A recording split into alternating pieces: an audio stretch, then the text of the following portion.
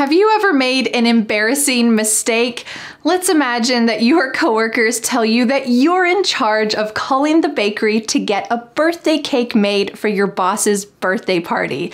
Well, you call the bakery and you tell them that you want the cake to say this: "Happy birthday to the best boss in the world." But when you get the cake back, oh no, it's a disaster. It says, "Have a big day to the best bus in the wheel." What in the world is this nonsense? And then you realize, I didn't speak clear enough on the phone, and now my mistake is written in icing for everyone to see. Of course, no good baker would write some kind of nonsense on a cake, but mistakes can be embarrassing, especially when they're made in front of other people.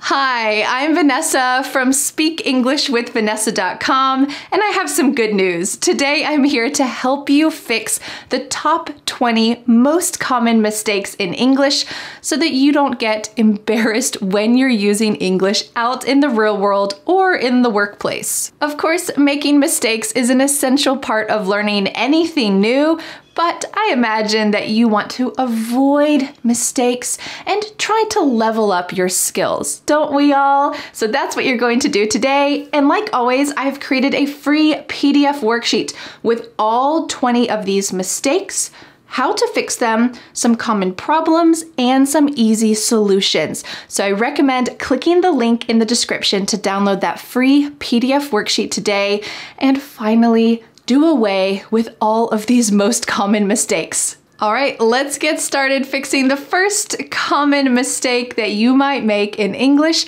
and then we'll go on to the other 19. This is a lesson you're not gonna wanna miss. Mistake number 1, lose or loose. And believe it or not, even native English speakers make this mistake too. Loose, loose. That shirt is too loose. It doesn't fit. Lose, lose. Don't lose your phone when you're at the baseball game. Can you say these 2 challenge sentences with me? My son has a loose tooth. I hope he doesn't lose it while he's eating. If your shoe is loose, you might lose it. Now I have a little quiz before we go to common mistake number 2. What should be the best word for this sentence? I'll let you borrow my favorite shirt, but don't it. Don't. Which one's correct? 3, 2, 1. I'll let you borrow my favorite shirt, but don't lose it. Don't lose it. Common speaking mistake number 2, yesterday night, last night. Only one of these is correct. Can you guess which one it is? I stayed up too late last night and now I'm exhausted. Yes, people will understand you if you say I stayed up too late yesterday night, but it's not correct. And if you want to level up your speaking skills, you should say last night. So can you fill in the end of this question? What did you do? 3, 2, 1. Well, as you know, there's only one correct answer. What did you do last night? Let me know in the comments. Remember, remind. These words are so similar, but there is one grammatical difference between these words that you need to know so that you can use them correctly. Remember Vanessa's English lesson last week? No? Will you remind me what it was? Let's take a look at both of these sentences. The first one is remember Vanessa's lesson last week. We just have the word remember, and it's not attached to anything, but take a look at the second one. Remind me what it was. When we use the word remind, we always use a pronoun afterwards. Remind me. Will you remind him about his homework? Will you remind them not to be late? Can you please remind me what the homework is? We almost always use the word remind when we're trying to help someone out. So it is incorrect to say, can you remember me what the homework is? That is not correct. Let's do a little test. Can you choose the correct words in these sentences? Do you, when the project is due? Think about it for 3 seconds. 3, 2, 1. Do you remember when the project is due? Do you see any other word after that? There's no pronoun after that. Instead, it's just the project. Do you remember when the project is due? What about this sentence? Me to buy milk when I go to the store later? You're asking someone to help you with something. 3, 2, 1. Remind me to buy milk when I go to the store later. I might forget. Common speaking mistake number 4. Tell and say. Oh, these are also 2 very tricky words, but I have a little key way that you can remember which one to use at which time. Let's take a look at these 2 sentences. What did he tell me? What did he say to me? Oh, do you notice something here? After each of these words, we have a little phrase. What did he tell me? Well, we only have that pronoun me. What about the next question? What did he say to me? Aha, here we have it. With the word say, we always need to if there is a pronoun. What did he say to me? You cannot say, what did he say me? This is incorrect. Instead, you should say, what did he say to me? Or you can say, what did he tell me?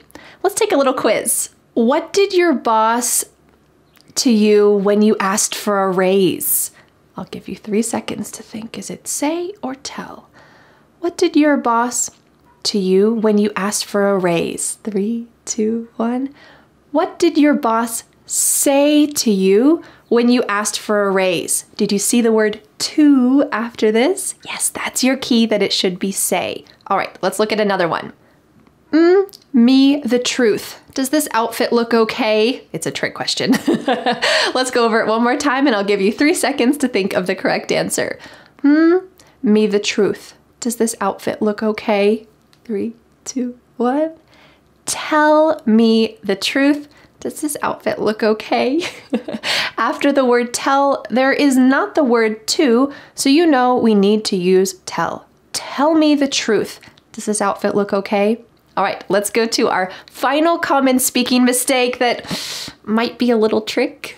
There is, there are. There's 3 birds outside my window right now. Oh, this is technically a mistake. There is 3 birds. Birds is plural. There is an S. There are 3 of them.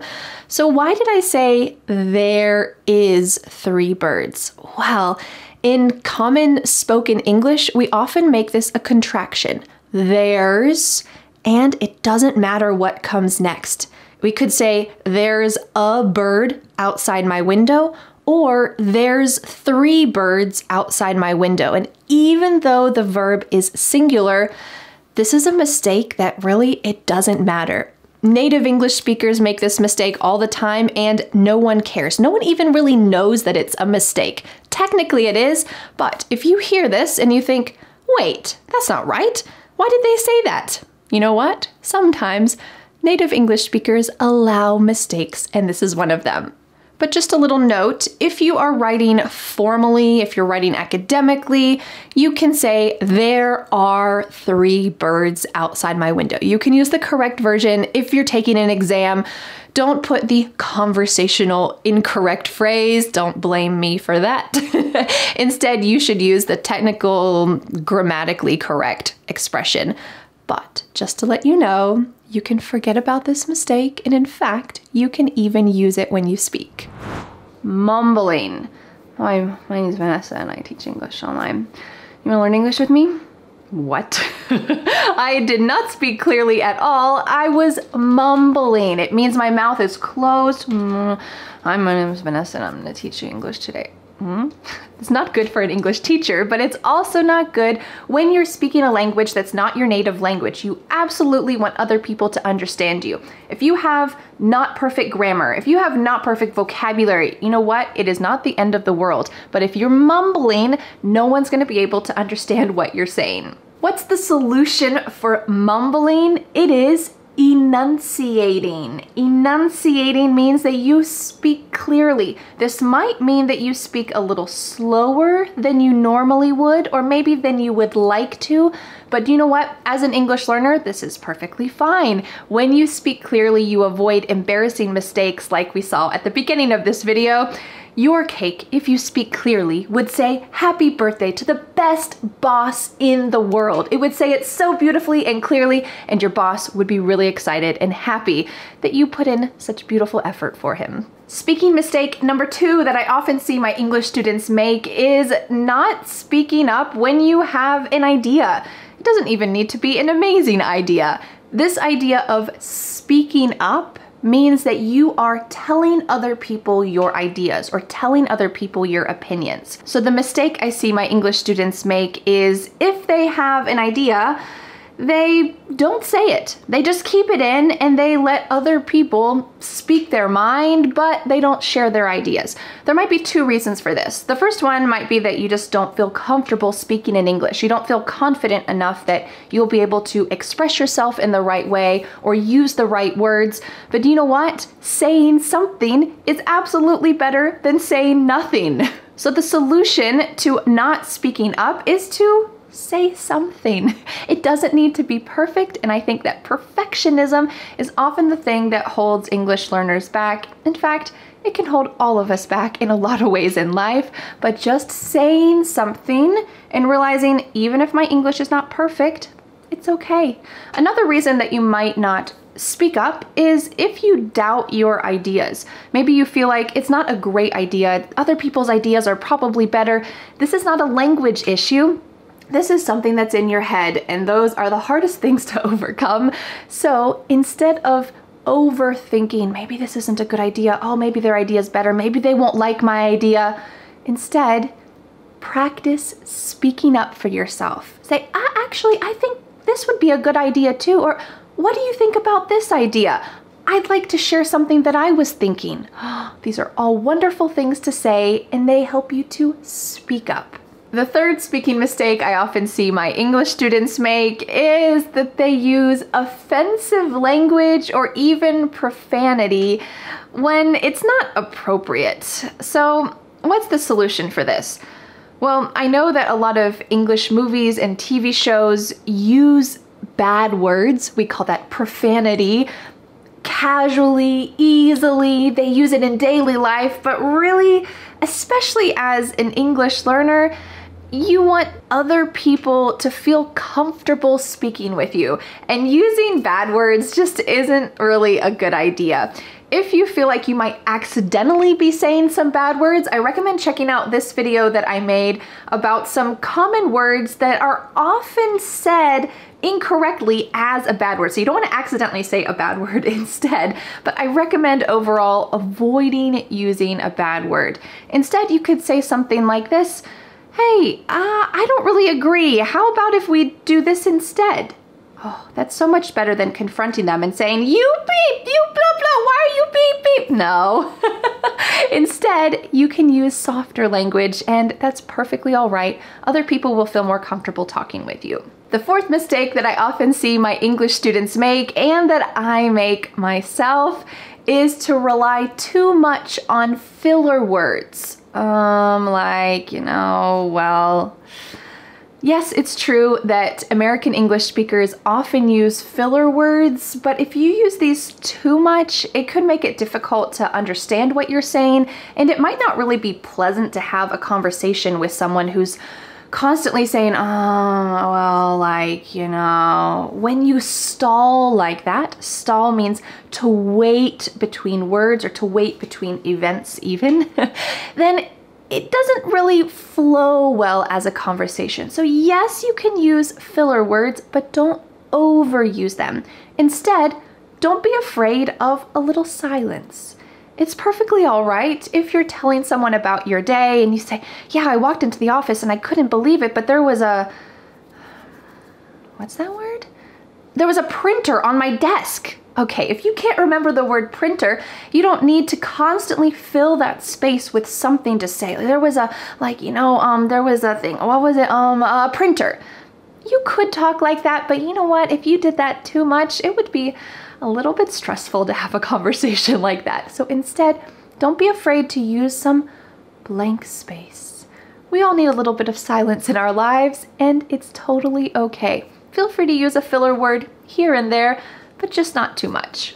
The fifth and final mistake that I often see my English students make when they're speaking is that they either speak too quietly or they speak too loudly. Usually it's the first one. They speak too quietly. And this might be because they're feeling shy. They're worried about speaking up like we talked about before.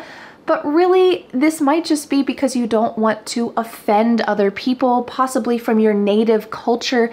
It's not polite to speak at a normal tone like this. Instead, it's more common to speak softly and quietly. But often in the US, this is seen as a lack of confidence. It's seen as somebody who doesn't really feel comfortable being in that situation. And even if that's true, as they say, fake it till you make it, try to speak at a normal tone. As for speaking too loud, this might be because of your native culture, or this could be because you maybe feel like you need to speak extra loud in order for other people to understand you. But I would like to suggest for you to moderate your tone, notice the volume that other people are speaking at, and try to match that. This is especially true, of course, when you're out in public, but I've really noticed this stark difference between cultures. When we're sitting at a coffee shop in the US, it's pretty common to talk normally, and usually you can hear other people's conversations, but you don't want to hear them too loudly. So if you're talking to your friend about the date that she went on and you said, "Oh, how was your date? Oh, really? He kissed you? Oh, he had bad breath?" Oh boy, if you say that too loudly, everyone's gonna kind of stop and say, "Oh, can I talk a little quieter?" This is not meant for the whole cafe, but you don't need to whisper it either. You can just talk in a normal voice, and that is perfectly acceptable. And the same goes for the workplace. If you're giving a presentation, for example, you need to have a presentation voice. And that's kind of what I do when I make videos for you, is I make sure that I speak up, I speak clearly, and I enunciate so that you can understand, but I'm also using the appropriate words. I'm not using swear words. I'm speaking in daily life English, and I'm using the correct volume. I'm making sure that you can hear me accurately and clearly through the camera, through the internet, to the other side of the world. Can you hear me? I want to make sure that you can hear me. So if you're giving a presentation at work, make sure that you speak up and you use a good office voice. What time is it? It's 7:20. Or it's 7:20 o'clock. Which one is the mistake? Can you guess? It's the second one. It's 7:20 o'clock. When you are saying a time that has specific minutes, you do not need to say o'clock. It's 7:20 is perfectly fine. So when should you use o'clock? That's only when you're saying the hour. For example, what time is it? It's 7 o'clock. It's 3 o'clock. It's 11 o'clock. Beautiful. Let's take a look at a sample sentence. If you have to be at work at 8 o'clock, you better leave the house by 7:30. Notice that when I said only the hour, 8 o'clock, I added o'clock. Sometimes in conversation, we even drop o'clock. If you have to be at work at 8, you better leave the house by 7:30. But just make sure that you do not add o'clock in the wrong spot. Don't add it after 7:30. Are you ready for a little test? Take a look at this sentence. Where should we put o'clock? Our flight leaves at 6, so I want to be at the airport by 4:30. Where should we put o'clock? You have 3 seconds to guess. 3, 2, 1. Our flight leaves at 6 o'clock, so I want to be at the airport by 4:30. Great, don't be late for your flight. Let's go on to mistake number 2. Have you ever heard this phrase? Would you mind? Would you mind helping me? Would you mind carrying this bag for me? Would you mind? This is extremely polite, and you're likely to hear this in daily conversation and in the workplace. But a common mistake is how to answer this. So if I asked you, would you mind carrying that heavy box for me? And you said, yeah, certainly. Oh no, this is not the correct answer. I would say, oh, okay, it's okay, I'll carry it. So what should you say instead, and why is yes incorrect? Let's see. Take a look at the original question. Would you mind carrying this heavy box for me? I'm really asking you, is it a problem to carry this heavy box for me? So if I ask you, is it a problem? And you say yes, well, it means that you're not going to do it. You don't want to do it. So how can you answer this correctly? Instead, you can say, would you mind carrying this heavy box for me? No, it's not a problem. Oh, beautiful answer, and you pick up the heavy box, and I feel so loved. Let's take a look at a couple sample sentences because this is a tricky one. You want to answer correctly. You want the other person to understand you as well. What about this question? Would you mind giving me a ride to the office tomorrow? My car is at the mechanic shop. Well, if you can do it, if you can help me, should you say yes or no? Would you mind giving me a ride? No, not a problem. This is a great answer. Isn't it a little bit strange? You're telling them, yes, I can help you, but your answer is really no. It's not a problem. Sometimes English is a little bit strange. Well, I have a little quiz for you. I want to see if you can guess the correct answer here. Take a look. Would you mind paying for my coffee? I'm sorry, I forgot my wallet. I can't believe it. Well, if you want to help me, I'm your English teacher and you want to do something kind for me, thank you. What could you say? Yes, certainly. Or no, it's not a problem. What should you say if you want to help me? I'll give you 3 seconds to decide. Would you help me buy this coffee? I'm sorry, I forgot my wallet. 3, 2, 1. You can say, no, it's not a problem. Oh, what a beautiful answer. All right, let's go to common speaking mistake number 3. All right, common speaking mistake number 3. This shirt is broken or this shirt is torn. Both of these words mean that there's some damage, there's something wrong, but there's only one that's correct. You know what? This shirt is torn. This is the irregular past tense of the verb to tear something. And we almost always use the verb to tear for cloth or clothing. So you might say, ugh, I stepped on the bottom of my dress and now it's torn. That means it's damaged. Maybe you're gonna have to sew it to fix it. So what about that other word, broken? This is also an irregular past tense verb of to break. When can we use break? Well, we use it in a lot of other situations, but it's usually for hard things. You can break a wine glass when you drop it. You can break your phone if you drop it. If you drop it in water, well, sorry, your phone is broken. These things, the wine glass, your phone, they are hard. They're metal, they're plastic, they're wooden. It's something that's hard and it's broken. So I have a little quiz for you. Can you guess which word is the best for this sentence? The child cried when he discovered that his favorite toy was broken or torn. I'll give you 3 seconds. 3, 2, 1. The child cried when he discovered that his favorite toy was broken. The toy is something hard, so we use to break.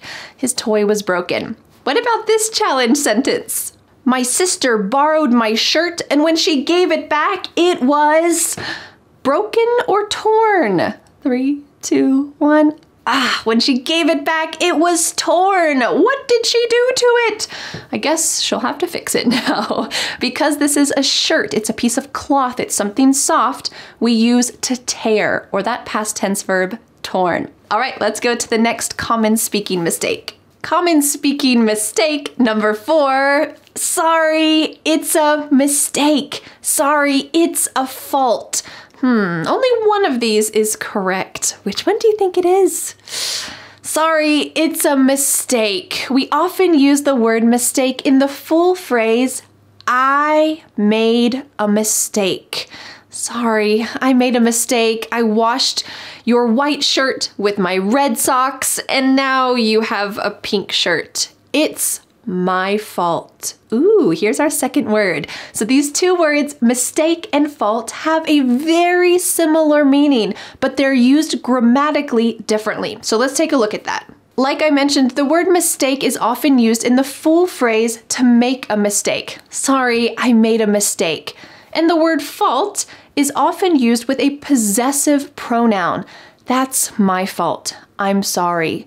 You know what? That's his fault. Children often say, it's not my fault, I didn't do it. So here we always have the possessive pronoun in front of the word fault. It was my fault, I made a mistake. This is a beautiful way to use this grammatically. Let's see if you can get this correct in a little quiz. You on the project, but it's not your, no one told you the guidelines. Which one should we use? You made a mistake, but it's not your fault. No one told you the guidelines. Beautiful grammar, beautiful way to speak, and also a very kind sentence. All right, let's go to our final and fifth common speaking mistake.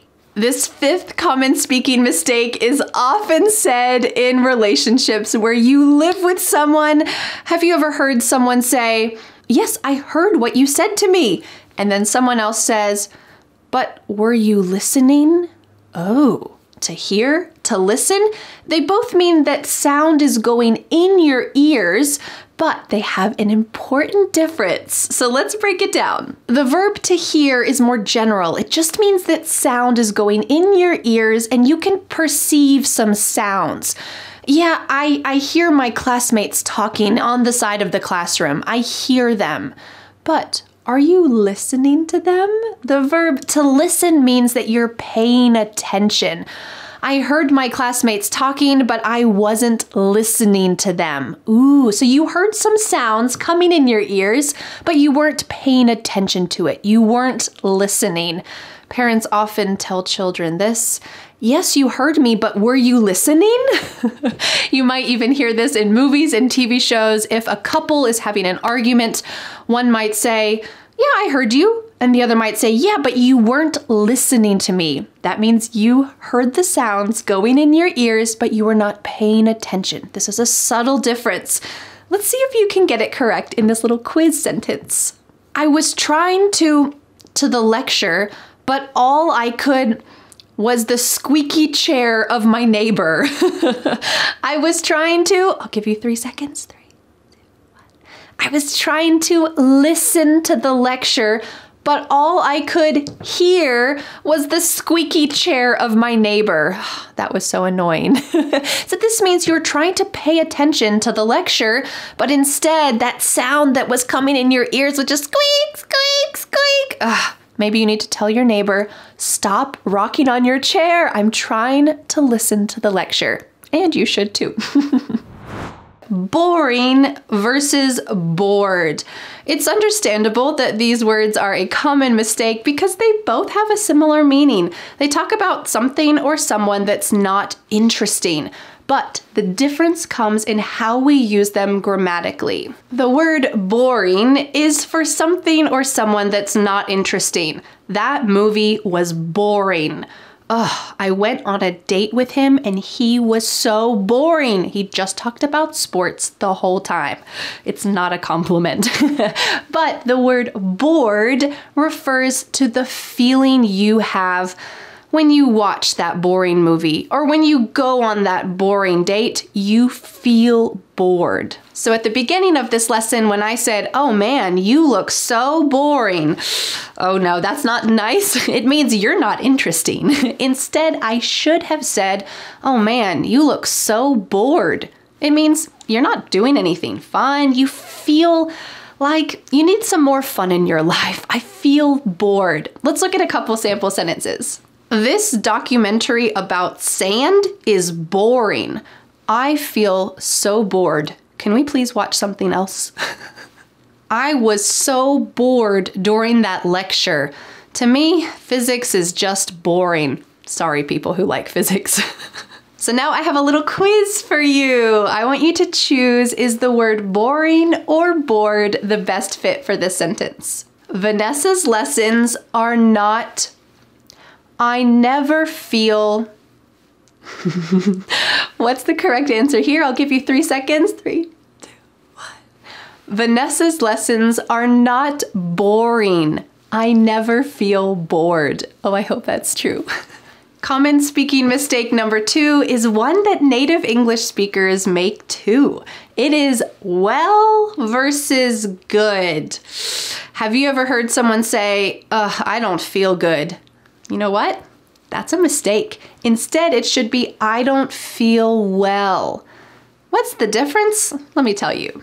The word well is an adverb. That means it adds something to the verb. So when you say, I don't feel well, well is talking about how you feel. I don't feel well. I have a headache. I have a stomach ache. I need to go lie down. If you said, I don't feel good, this means that my sense of touch is not good. Maybe you burned your fingers. Yeah, I just don't feel good anymore. It's a very unusual thing to say. So instead, when you're talking about your health, you can use this correctly and say, I don't feel well. What about the word good? Well, the word good is an adjective, so it needs to describe a noun. You might say, wow, Vanessa, this is a really good lesson. Good is describing lesson. Or you could say, I really need a good grade in this class or I'm gonna fail. I do want to tell you of an exception in spoken English. I mentioned that sometimes native English speakers use this incorrectly, but there is one case when we use it incorrectly, and I actually recommend using it like that so you don't seem too snobby. Let me tell you about it. If someone asks you the common greeting question, how are you doing? And you want to answer with grammatical correctness, you would need to say, I'm doing well. And you? But you know what? If you said this, someone might think, oh, did you come from the 16th century? Are you an English professor? Maybe you are. But in this case, it's grammatically correct, but it is not commonly used, and it feels a little bit weird in just daily conversation. So what should you say instead? Well, here you have it, your English teacher telling you to make a mistake on purpose. And that is, if someone says, how are you doing? You could say, pretty good. And you? Good is actually the most common response, even though it's not technically grammatically correct. Who knew? You should make mistakes. So now it's time for a little test. Can you choose which word fits in which blank? Good or well? I need to do on that test because I need a grade. I'll give you 3 seconds. 3, 2, 1. I need to do well on that test because I need a good grade. Great work. Common speaking mistake number 3 is another pair of similar words, and that is job versus work. These both mean your career, something that you do generally to make money, but they function differently grammatically in a sentence. The word work can be both a verb, I work, or it can be a noun. My work is as a teacher. And the word job can only be a noun. So let's take a look at a couple sentences. My job is to manage my team. This is a noun, and it's talking about your career. My job is to manage my team. Or you could say, I work on the marketing team. This is as a verb. What if we put these together in a sentence? You could say, I work with a lot of interesting people at my new job. Ooh. I do want to teach you 2 things to be careful of with these 2 phrases. One is a fixed phrase that you will use often, and that is at work. This is talking about the place where you work. Where were you at 6 o'clock tonight? We were waiting for you at dinner. You might say, sorry, I was at work. I had to do something extra before I left. Or you could say, I was so busy at work today. Yes, it's talking about the place, but this is a fixed phrase that you can use to talk about where you were. I was at work. I was busy at work today. Earlier, I mentioned that the word work can be used as a verb or a noun, and the word job can be used as a noun. So can they be used interchangeably at all? Take a look at this. You could say, I love my job, or you could say, I love my work. But be careful, there is a nuanced difference between these two. If you say, I love my job, cool, it just means what you said. I like what I do to make money. But when you say, I love my work, this feels like there's a deeper significance to what you do at your job. For example, maybe you help homeless people to find a home, or you're helping people who are in a domestic violence situation get a better life. You are really changing people's lives kind of with a deeper significance. So if you say, I love my work, this has the underlying idea that you are changing the world, or at least changing someone's world. It's a very deep feeling. All right, now it's time for a little test. Can you choose which blank needs the word job and which blank needs the word work? For my I need to late hours, I'll give you 3 seconds. 2, 1. For my job, I need to work late hours. Great work. The next common speaking mistake are 2 similar words again, in and at. Oh my, I receive many questions from English students asking, Vanessa, how can I remember when to use in and when to use at?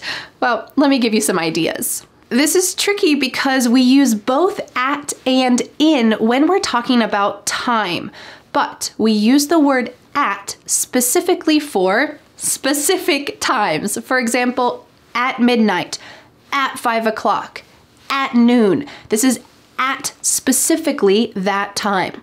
But the word in is used more generally. Take a look at this. In the morning, in the evening, in 5 minutes, in 6 hours.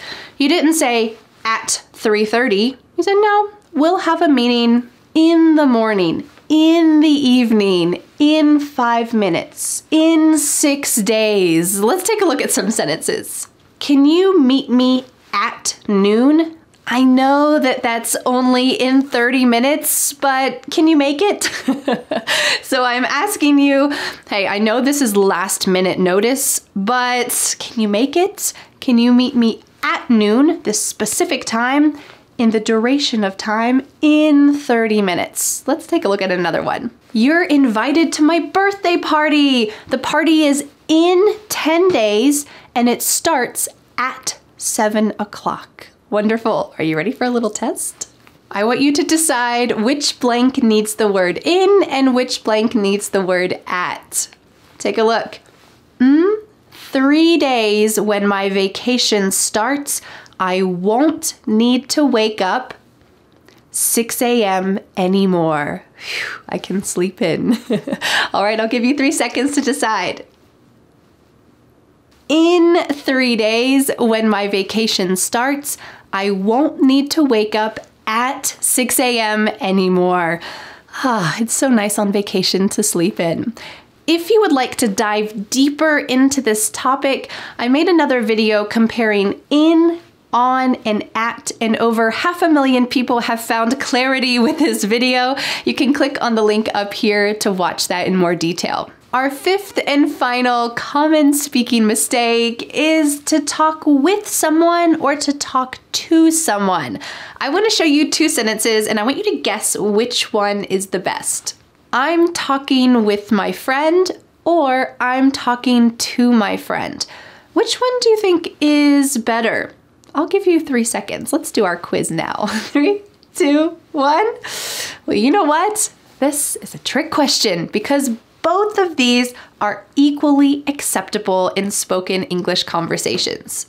I have heard that some people say when you use talk to someone, it has the sense that there's an authority. I'm talking to someone who has less authority than me. I talked to my employees. I talked to my child. But really, in daily spoken English in the US, we use both of these phrases interchangeably. You could say, I talked to my boss about the important meeting next week. I talked to my child. I talked to my friend. Or you could say, I talked with my friend. I talked with my boss. You can use these interchangeably in spoken English, and it's not a problem. So if you're one of those English learners that has ever wondered, should I say talk to or talk with? You know what? You can just take that concern and throw it out of your brain. It doesn't matter. Congratulations on leveling up your English and doing away with these common 20 mistakes in English. Now I have a question for you. Which one of these mistakes do you make in English? Let me know in the comments, and don't forget to download the free PDF worksheet. This is an important one because it will help you to fix all of these problems. You can review them, go over the solutions, and the next time that you are in an English environment, speaking in English, writing in English, you can avoid these mistakes yourself. You can click on the link in the description to download the free PDF today. Well, thank you so much for learning English with me, and I'll see you again next Friday for a new lesson here on my YouTube channel. Bye! But wait, do you want more? I recommend watching this video next, where you will be able to use what you've learned in today's lesson and practice speaking with me. We will have 8 conversations together about common conversation topics. Make sure that you don't make these 20 speaking mistakes during this lesson. Well, I'll see you in that lesson. Bye!